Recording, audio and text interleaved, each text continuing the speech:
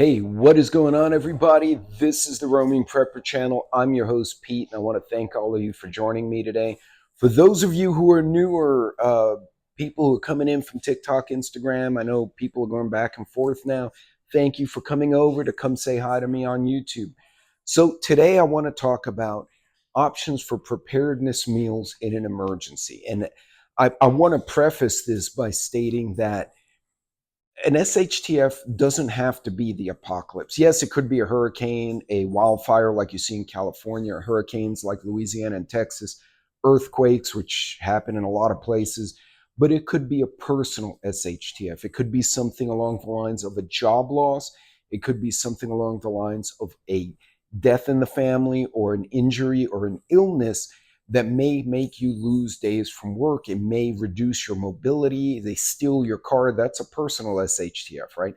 So I want you to think, when I say an emergency or an SHTF, I want you to think in broad terms, not just the chupacabra, the alien invasions, we get in a war with Russia or China or whoever. I'm talking about day-to-day stuff that happens to real people every day. So today I want to talk a little bit about some options you have with emergency meals. And I'm going to shout out a couple of little things here. So if you're going to DIY, you're going to do it yourself, there are a couple of ways to do it. Now, you can do the most simple version, put it in a Tupperware, buying extra cans of goods and putting them in the pantry, Ziplocs, freezing, stuff like that. But I want to touch on a couple of things here. So, for example, one of the things you can do, which is relatively cost effective, is to use Mylar bags. So this is a Mylar bag. This is actually a Wallaby bag. And I actually like the Wallabies because when you buy the kit, it comes with the bags, the stickers, and the oxygen absorbers. And then I made it wet on the counter. That was a good job, Pete. What you do, it's best suited for dry goods or freeze-dried goods. Don't put wet goods in a Mylar. But anyway, you get these Wallaby bags. They come with everything you need. And for me, it's a big deal, even though I pay a couple of bucks more because I'm busy. There's a reason I'm the roaming prepper. I travel a lot, I work a lot, and I just don't have time to go find labels and find this, find that. I can find everything in one big package, and then I'm good to go. For example, I should have pulled this out before I started this video, and I dropped stuff all over the floor, but right? And it comes with everything I need. Now, keep in mind, this is meant for dry goods only. So you can do oatmeal, rice, pasta, dehydrated veggies, and they'll be just fine in here. Also powdered milk, but it has to be non-fat. You need an oxygen absorber in there to take the oxygen out so you don't get growth of whatever in there. Now, I have a trick for pulling a bit of a vacuum. I didn't do it on this one, but I have done it on some bags where I'll pull a vacuum on the Mylar, and I put the oxygen absorber in there as well. And I get basically like this hard silver bag. But anyway, for do-it-yourselfers, that's great. Cost point isn't too bad. And remember, when you buy the package, you're dividing it up over several things. This one holds 1 gallon a bag. And one thing to note, this is a 5 mil bag. These are actually 7.5.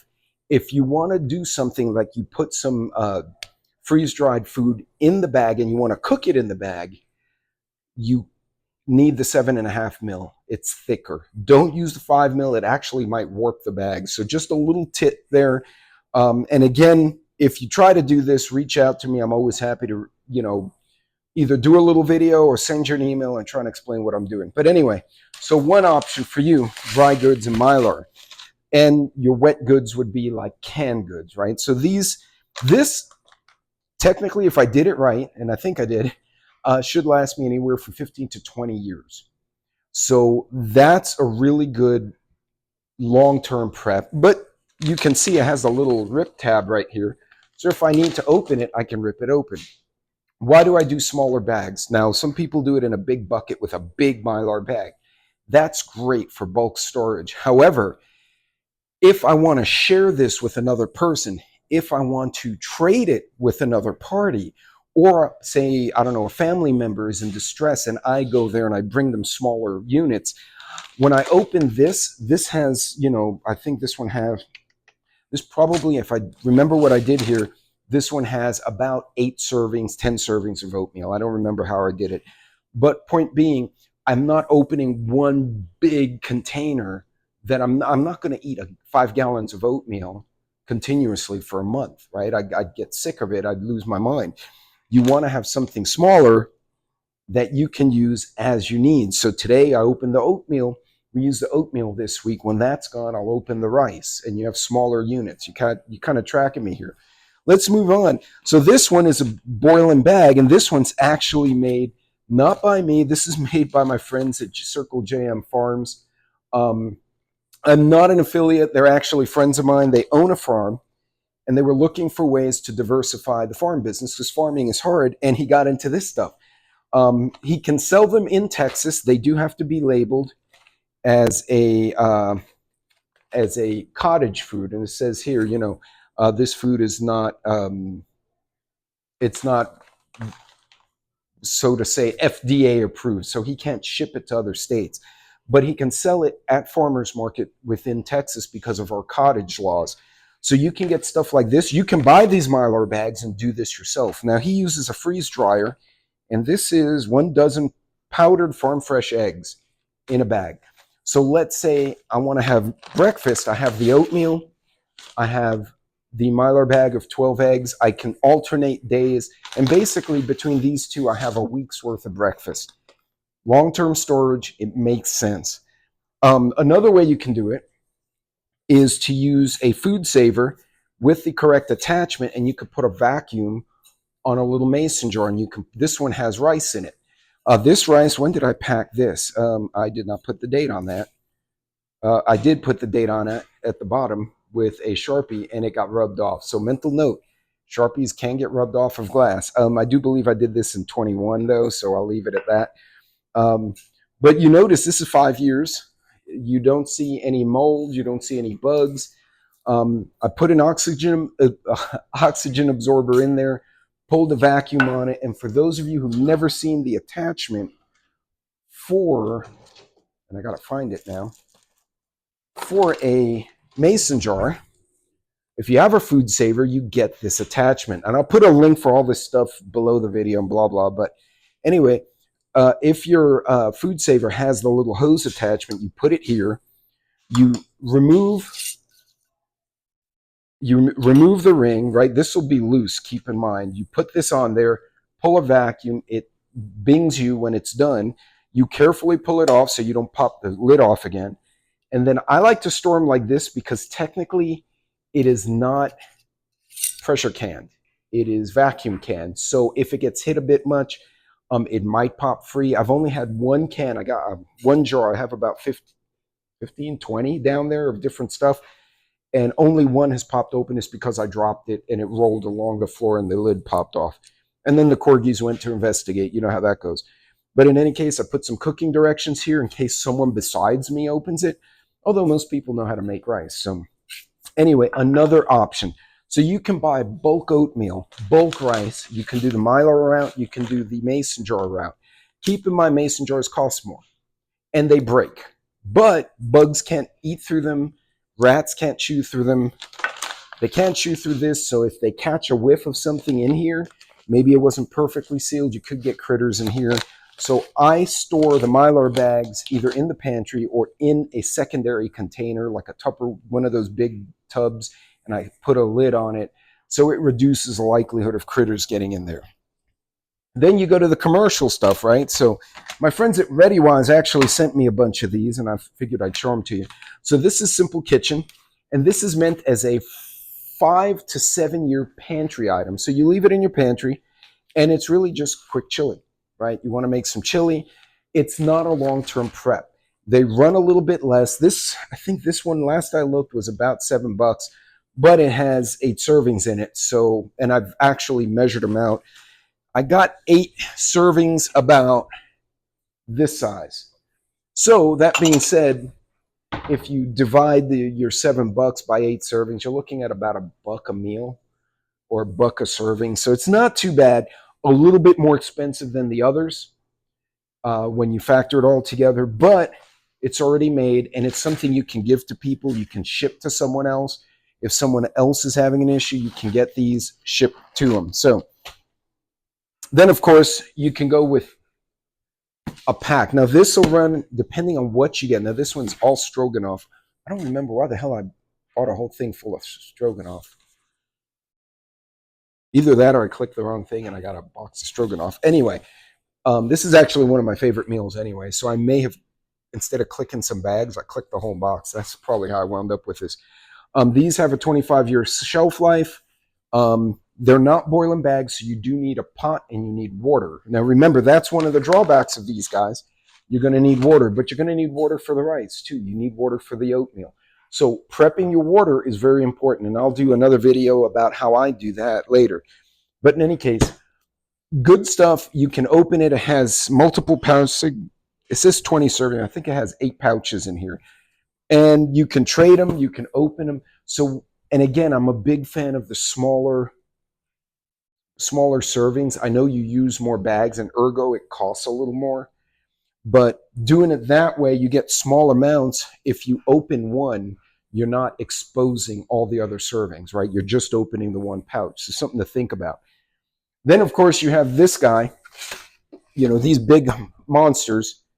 And this is a bucket of Readywise stuff. And there are a lot of great brands out there, right? You got Readywise. You got a few others out there. They're great. Search around. Find something that makes sense for you.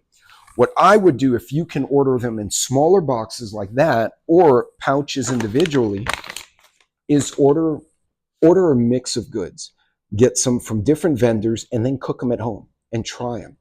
And don't just cook them, because who the hell eats rice, plain rice by itself? I guess if you're starving, you do. Try to use it in a meal, right? Make the oatmeal and then make the powdered eggs next to it and see how does it taste. Again, this one's another one of those. This one's actually an adventure meal. So this one is meant to go in your go bag, your bug out bag, your hiking bag, or leave it in your truck, and you can boil in the bag. So you eat this in the pouch, whereas this guy, you do not eat it in the pouch. You need a pot and pan for this one. You can cook in here. And again, I'm using Readywise. I work with those folks a lot, but there are a lot of good brands out there that you can search around. I'd encourage you, buy 1 or 2 samples. A lot of them will give you like a sample mix for a pretty decent price. And then go try them and use them in meals. You can make it by itself, but use it in a meal.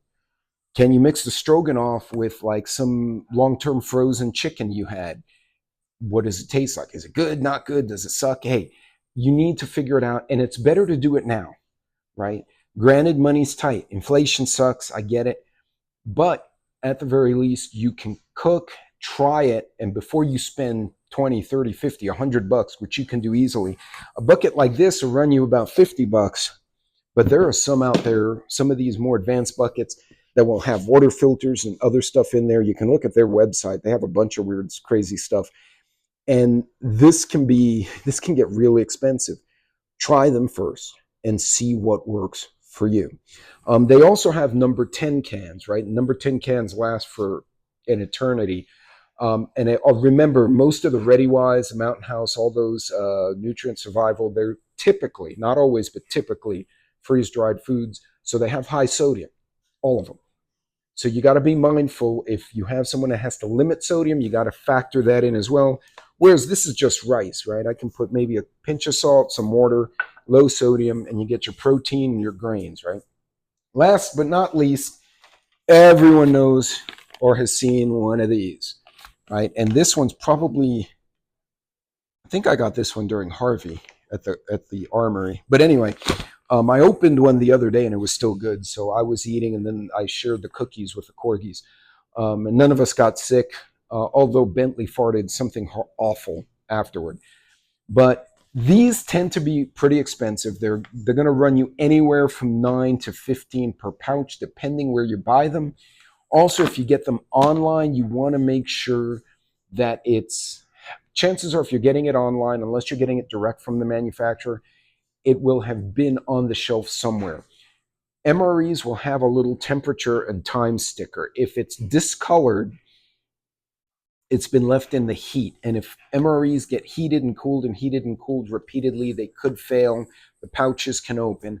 I've done some videos on my channel about different types of MREs, so go look back and those will make a lot of sense to you.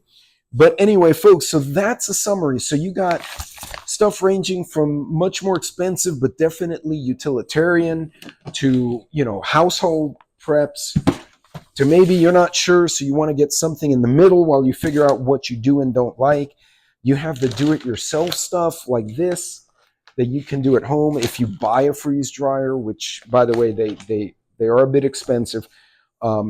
I've seen them at Costco for about $15. I haven't checked Amazon. I'll put a link, but I would definitely shop around for that. Don't just go to one place and buy it. You get a food saver because you're freezing meat, and you get this attachment. Now you can do the mason jar thing. So there are a lot of options for you to save money and at the same time be prepared. And remember, look, if you buy a boatload of oatmeal, you know what? The other half of the oatmeal is in this mason jar on my counter. So I make that for breakfast every few days. And then the other half I stuck in Mylar bags. So you can buy bigger quantities. You can even split it with a friend. Each of you pays less per unit, right? Less per ounce, per pound, whatever it is. And you split it, put some for day-to-day use, like in my fancy glass oats jar. And just because I couldn't, like, you would hope I could tell it's oats in there. This is my countertop one. This is what I cook with. And then whatever was left over, almost dropped that jar. That would have been a bad thing. Whatever's left over went in the Mylar and put it away.